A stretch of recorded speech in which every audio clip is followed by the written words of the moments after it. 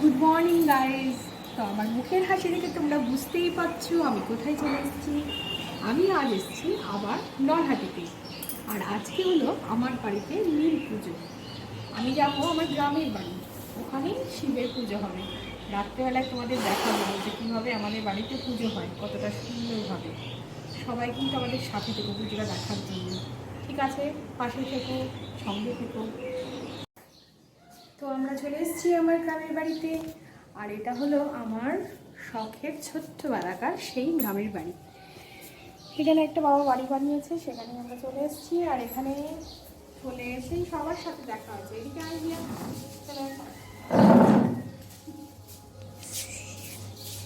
এই আমার দাদা দুটো মেয়ে, মৌরি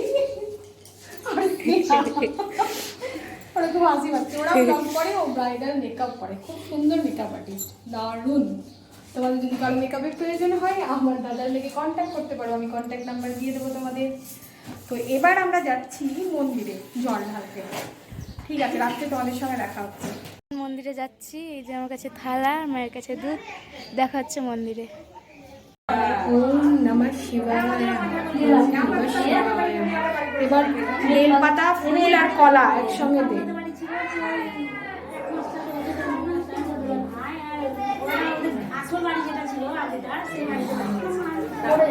দাও দাও। নমঃ শিবায় দেখাও। নমঃ শিবায় গুজে দাও ওখানে। এবার ঠাকুরের মাথায় জলটা দাও, ফুল দাও।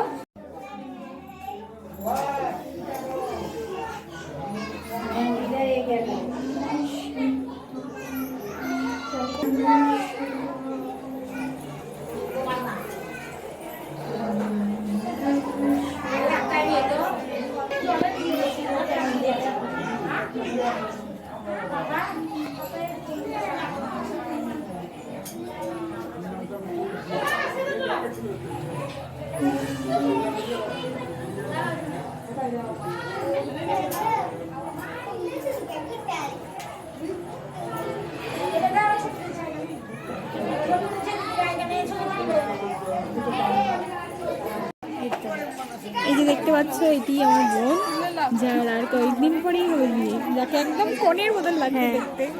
জল ঢাল করছে, চলে আয়।